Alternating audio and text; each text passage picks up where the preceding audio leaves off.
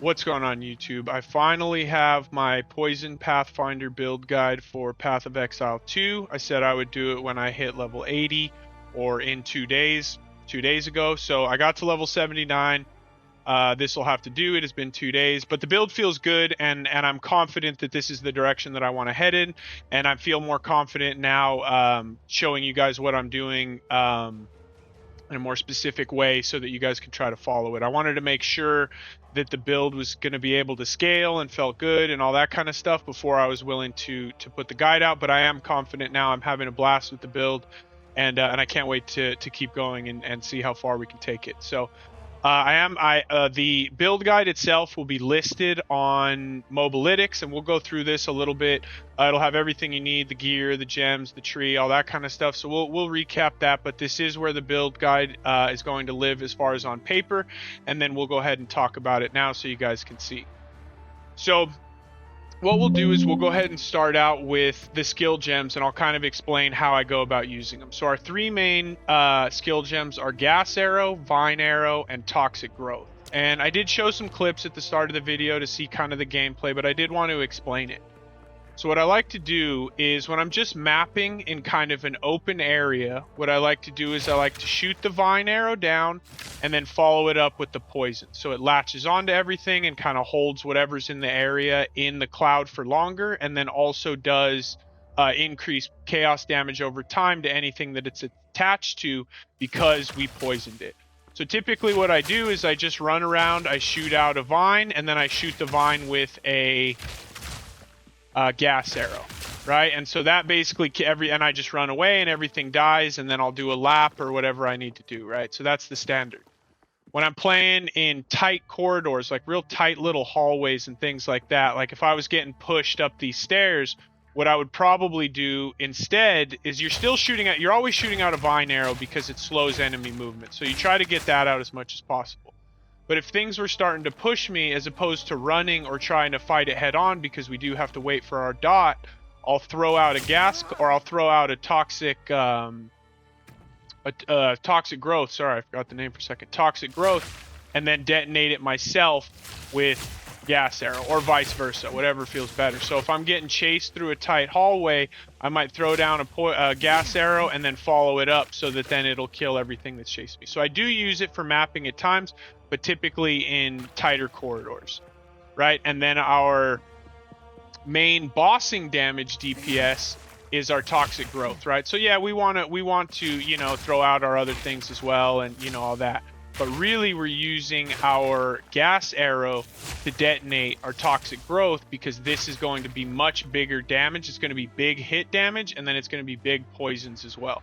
So what we want to do is if a boss is getting ready to show up and he's getting ready and doing his little thing, we get that lined up, we throw out a vine arrow, we put out our totem, and then as he's going to get ready to pop and start fighting, we pop everything and then just do a big poison, big damage boost right at the start, and that's how we get the fight started. So it feels really good. It's a ton of damage, and it's working really well. So I'm really happy with that. So that's kind of a general idea. We do also have a totem, and what this does is we use this almost exclusively for bosses to apply withering stacks. But what this is also really nice for is if you're being chased by something strong or by a big group of enemies and you need to get away, you can just drop it, and what it'll do is it'll aggro some of the enemies, if not all of the enemies, so that you can get a break and then you can start attacking and doing your stuff, right? So it is really nice for aggroing enemies as well if you're on the run or whatever the case is. Works nicely.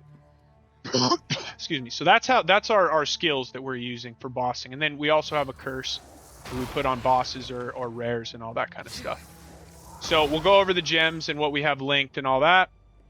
But what I want to explain first and foremost is we scale our damage a little bit differently. So you may be aware that poison by default scales off of physical damage and chaos damage, right? So depending on how much damage you do with those two damage types is going to dictate how powerful your poison is. And then you can also, then later you can scale the poison with like magnitude and things like that, poison magnitude, you know, all that. But the initial damage of your poison is based off of the first hit, and then you scale it after the hit based on the other things. So what we do is we actually use, these are necessary for this build. You need to get the Plague Finger gauntlets. This is what makes our build function the way that it does. And what this allows us to do is, these gloves are not great. You get a little bit of attack speed, but what's really nice about these is the one line that says all damage from hits contributes to poison magnitude. So no matter what kind of damage, all damage, that means physical, fire, cold, lightning, and chaos, contribute to how powerful your poison is. So what we're doing is we're using elemental damage to scale our poison damage, or our initial hit, and then we use poison modifiers to scale the actual poison itself. But the initial hit we're getting from elemental damage. Okay, again, I want to reiterate, this is very important because I'm sure it'll come up in the comments. You need these gloves if you want to use an elemental bow and elemental damage for your poison. Okay, so I just want to get that out of the way. Plague Fingers are a must if you want to use elemental damage. You can create a very similar build if you want to go with physical damage, but the elemental for your poison is really nice. It's really, really nice. And down the road, we might try to scale some of the ailments like shock and freeze and chill and all that. But we're not scaling or working on any of that at the moment, but that's something we may want to do in the future. So again, Plague Fingers. They're about an exalt, maybe less now. So, and let me show you what you guys can do is, if you don't know how to find these, you're going to go to pathofexile2.com. What you can do is you can literally just type in Plague Finger, gauze wraps, boom, 1 exalt. There's a ton of them on the market, so it's not a problem getting your hands on a pair. And then you just direct whisper them, buy the gloves, and boom, you're set. So get yourself an exalt. This is an insane amount of damage. They are fantastic. Well, they are fantastic gloves, but everything else on them is kind of subpar. Okay, so the attack speed is nice, but and then we slap in a couple resistances and we're good to go. Gauze Fingers, essential. So now let's get into the gems, and we're just going to go through the links. Again, we explained that we were on elemental damage, so we're using Gas Arrow, Comorbidity, Deadly Poison, and Elemental Focus. Again, because this skill, it doesn't hit, but it does not hit, but poisons enemies as though hitting them. Right? So you can assume it's going to base your damage off of the hit, but the poison cloud itself is not hitting. So it's not going to apply shock or chill or anything like that, because you need a hit to apply that. It only applies to the poison. So we're able to use Elemental Focus to get more elemental damage, but we can inflict elemental ailments. So we're just getting the damage, and that's fine. We're not losing anything because we can inflict elemental ailments. Anyways, we can only inflict poison with this. Vine Arrow. Okay, now this is what we use to slow our enemies, keep them in the cloud, keep them away from us, all that kind of stuff. Magnified Effect for AoE, Encumbrance for just increased slow, and then we use Blind. Now this one, from my understanding, it does not blind enemies when it attaches the vines. It blinds enemies if the actual arrow itself lands on the enemy. Okay, so it works really well for bosses, and it works nicely for packs as far as you can just throw a couple out. You throw a couple out and you'll hit a couple of the enemies or whatever, and then those enemies will be blind. But the vine itself does not constitute as a hit, so will not apply blind. It only, so it's mainly, this is mainly for bossing and things like that. When we can actually, it's a lot easier to hit the enemy with the arrow itself. Toxic Growth, we're using Concentrated Effect, Martial Tempo for attack speed, and Primal Armament. Now I want to show you guys something with this skill gem. So actually I don't need it, the other one, it's already in here. So Magnified Effect versus Conk Effect. This is a question that I've gotten. So Magnified Effect gives you more area of effect. Concentrated Effect is more area damage, but less area of effect. So yes, area of effect is going to increase the explosion of the actual pustule itself, right? But what it also does is, if we put in Conk Effect, and we shoot out our ability, you can see we get a nice tight little grouping of pustules, right? Because not only does it increase the area of the explosion, it also increases the increased area of effect, increases the area of the disbursement of the pustules themselves. So this was similar to Toxic Rain and things like that in Path of Exile 1. So as you can see, we had a nice tight little grouping. Let me throw it out again real quick. So you can see. So this is why we prefer, one of the reasons we prefer Conk Effect. We get that nice tight grouping for bosses. Now, if we switch over to increased area of effect, you can see that the pustules kind of go all over the place. So you get a much bigger area, but the explosions themselves aren't going to overlap quite as much. So it's not going to be as good for bossing. We use this almost exclusively for bossing. Like I said, we'll use it sometimes in tight corridors and things like that, but you don't need more AoE for tight corridors anyways. We want to stack as much as we possibly can in one area. Okay, there's AoE.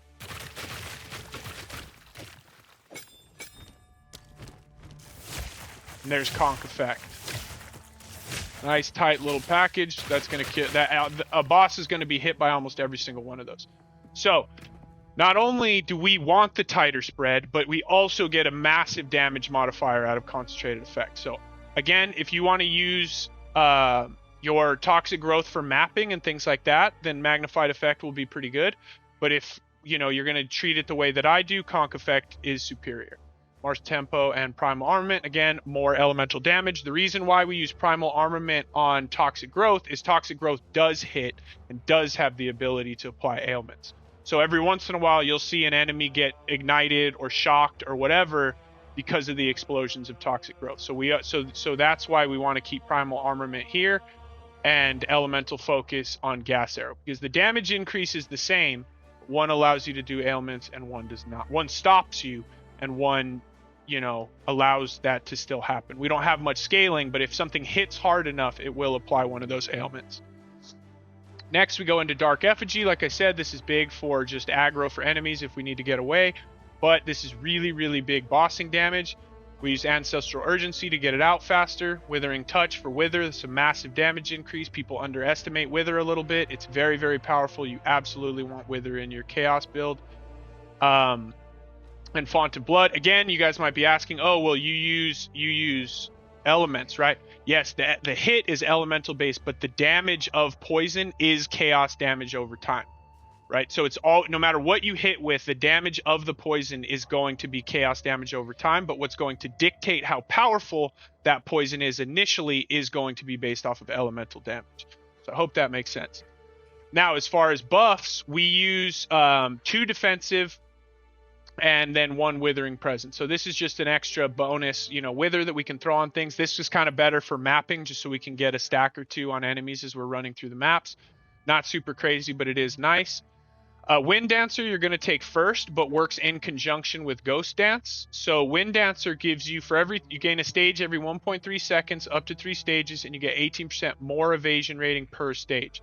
So we're already stacking a bunch of evasion, but we have, right now we have 2k health and 200 ES. It's not much, but it is, 200 health is nice, or 200 ES. And so what Ghost Shroud does is when we take a hit, a Ghost Shroud is consumed to recover energy shield equal to 5% of your evasion. So we have enough evasion to where if we get hit once, it completely restores our energy shield. We did have a little bit more. We were up to about 400 ES, but I made some adjustments to the build to try to work some other things in. But it's really, really nice for spell hits. Obviously, with evasion, attack hits, if your evasion's good, you'll just evade a bunch of attack hits. You're still susceptible to spell. So the energy shield is nice to just kind of tank a few of those spell hits here and there that you're not able to evade. And then lastly, we have, in those skills, so in Ghost Dance, we have fast forward, less skill effect duration. So that just means that the Ghost Shrouds appear faster than 3.3 seconds. Then we have precision. This is not necessary. I just have this in there because I want to make sure I save that spirit and I don't get rid of it on a piece of gear or something like that for some things that I want to try down the road. So that's just simply there because I don't have anything better to put there, and I want to make sure that I keep that reservation available for when I make some changes down the road. Withering Presence, we have Vitality in there, just regen. Wind Dancer, we have Clarity, Mana Regen, and Cannibalism. This is very, very nice for survivability. 4% of life recovered on kill. And then in Despair, which is self-cast, we have Heightened Curse, and we have Persistence, so it just lasts longer on the enemy. So those are the skill gems. Getting into the gear. So again, we're looking at the bow, what you're going to be looking for. And in the Mobilytics, I didn't put the exact items I had. I put similar items and with just the items that are necessary for you to get to make this build feel nice. There will be open modifier slots on some of the gear. That can be whatever you want. It can be a damage, a survivability, whatever. I just put the essential things in the Mobalytics written guide. But I will go over what I have here. So, elemental bow with attack speed. It's the most important. +2 to all projectile skills is fantastic, but the important part is attack speed and the 3 elements, fire, cold, lightning. That's what you want. Okay, the base that you choose is up to you. This is a chaos base. I will say it's fine for damage and all that.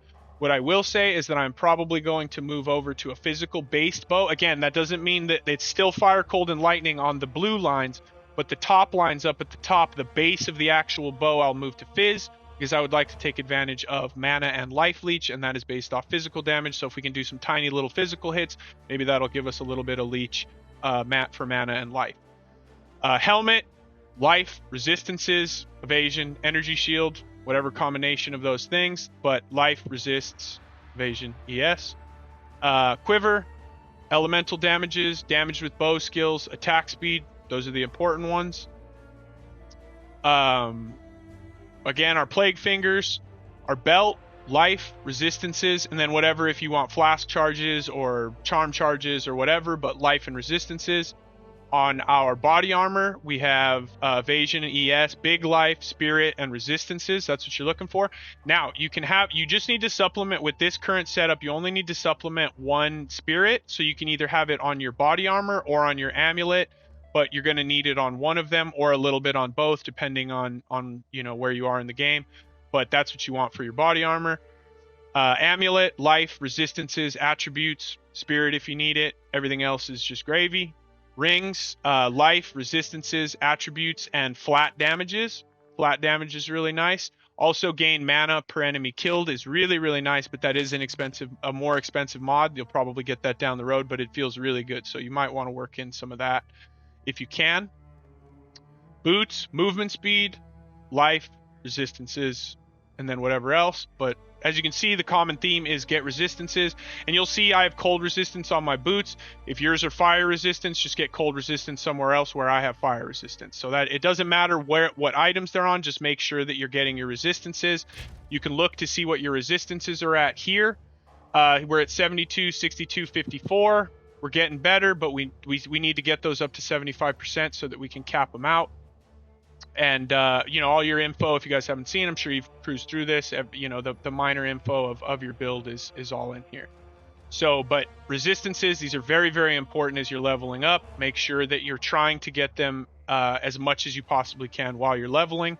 And then once you kind of finish the axe and the campaign, you definitely need to start stacking resistances a lot. Okay. Charm, I leave the freeze one in by default because freeze feels the most punishing, but I do keep a poison and a stunned on me just in case. There's a lot of maps that you'll run into that everything seems to poison you, so this is nice for that. And then same thing with stun. Sometimes it just seems like you run maps where everything seems to be stunning you, so we'll swap that out. But by default, I run freeze just because it's the most punishing. Flasks. Recovery replied instantly and gains 0.25 charges per second. That's the one I found that I like the most. Reason being is when I was running the ultimatum for the ascendancy, one of the debuffs that you can get is enemies do not grant flask or charm charges. So this allows me to still generate some while I'm running it.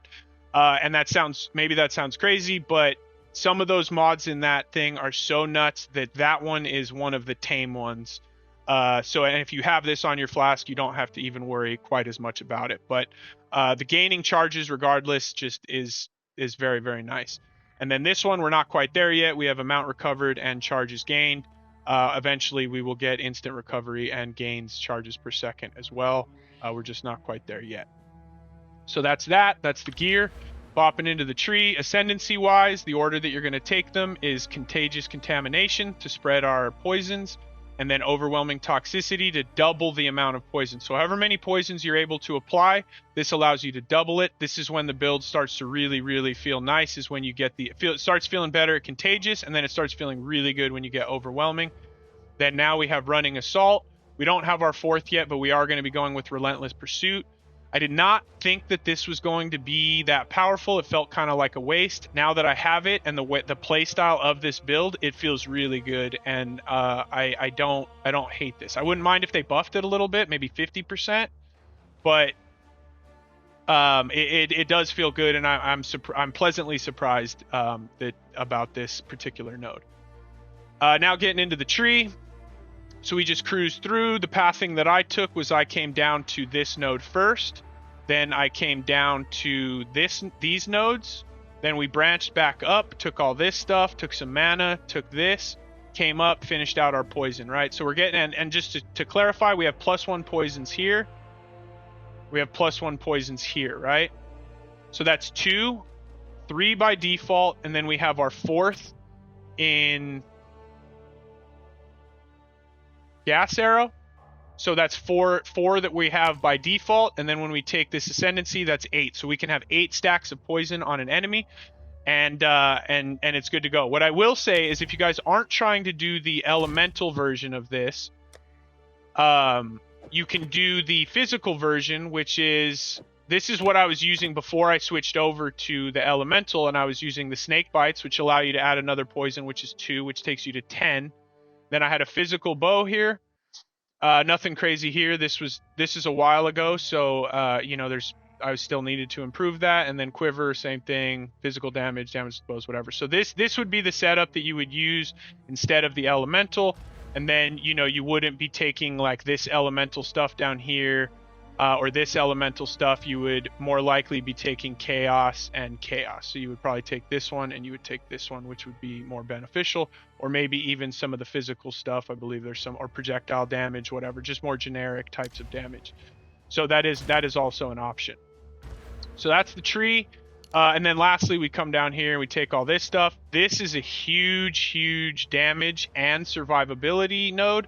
Not only does it increase magnitude, but also damaging ailments cannot be inflicted on you while you already have one. So that means you can't be poisoned and ignited or whatever, right? So this is a really powerful little cluster. And then we'll actually, I have my mobilytic set up to 92. We actually do come down here and we take Giant Slayer, Blinding Flash, Sand in the Eyes, and then we take this Jewel Socket. So this is where we'll finish out up to level 92, and that will be in the mobilytics. So let's do a quick little recap of that. I'm not sure what just happened. I guess we're restarting. There we go. So again, this has everything you need, has all the items. Like I said, I did not put exactly what I have in there. I just tried to put all of the things that are essential on the item, and then everything else that you want to put on it is just gravy. You can do whatever you want. All the skill gems, I put the 5th and 6th slots in our 2 main abilities. I don't know how feasible it's going to be to have maybe any 6 links by the time we're level 92. So I didn't want to, you know, fill them all up. So this is appropriate, I think. I'm not sure we'll even get to 2 6 links by 92. If we do, then fantastic, and we'll go from there. But it doesn't seem that way. The jeweler's orbs feel pretty rare. And then again, I have this filled out up to level 92, has all this stuff. So you can come in here and this kind of be your one-stop shop for everything. And you can just kind of look over it and figure out what you want to do. Yeah, so that's it, guys. If this was helpful, you know, please like, subscribe, do all that kind of stuff. Really helps the channel grow, and, you know, kind of shows what you guys are interested in and what you're not. Hopefully all the information's there. If you guys have any questions, come pop by the stream. I haven't been on the last 2 days or so. I've been working, but starting on the weekend and all of next week, I will be available, and I'll be there for any questions. We can figure out, do some problem solving, whatever you guys feel, you know, whatever you need, really. So thanks again. I appreciate you all, and we'll see you on the next one. Have a good one.